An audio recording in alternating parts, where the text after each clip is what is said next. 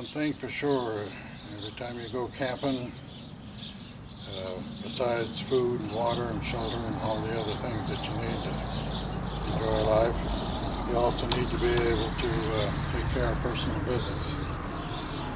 My wife, having diabetes, cannot get down on those real short portable crappers that they make. So we got one of these portable chairs about 10 years ago. This is an old chair. At any rate, they come like this, with a lid that goes on the containers.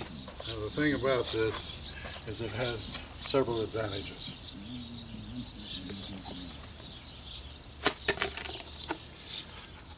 The thing is, you can use it to collect your material, put the bag in it, if you have that need. But the way we set it up is we have a shower tent. Now please use your imagination on the shower tent, because I'm too lazy to dig it out and set it up here for demonstration purposes. The thing is that with the shower tent around us and a place to hang the toilet paper, the only other thing that we use is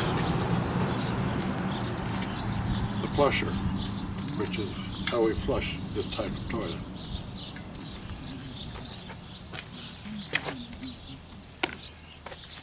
The way we set it up is we dig a hole right directly underneath to the depth and size that we feel is needed for our time there and the number of people in our group. And then that bucket and the lid usually is just kept elsewhere. What we do then is take a garbage bag and put it down over this and spread it around the rim of this shoot-through bucket.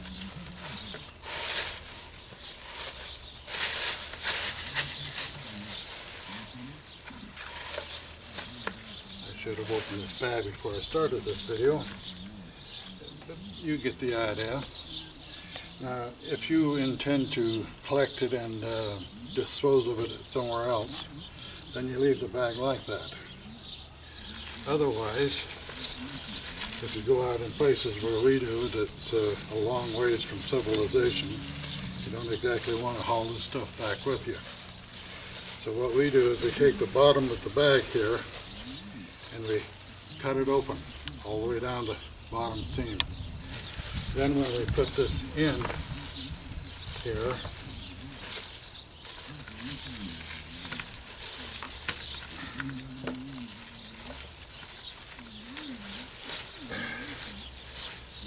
the bag acts as a chute for the material that you're disposing of to go straight into the hole that you've dug underneath.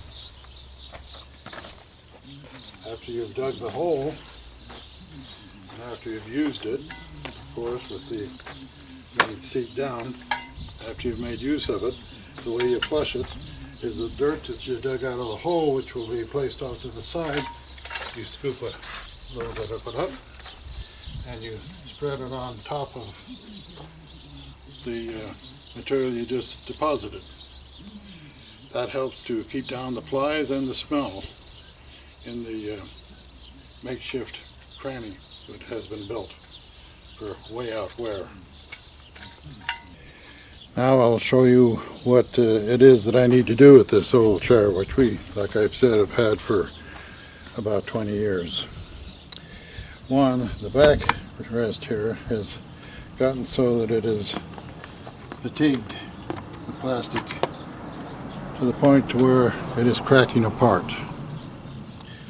and breaking. So I need to replace this lid by making a new lid, which I'm going to make out of wood.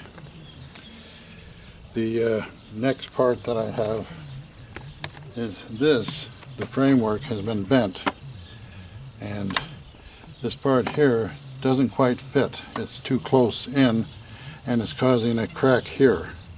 So So I'm going to be gluing that and trying to seal that off so that it won't break anymore, and I'm going to be rebending the framework to spread this part apart and to straighten these hind legs that have gotten a little bit bent. I don't know yet. I might even take the time to do a little painting.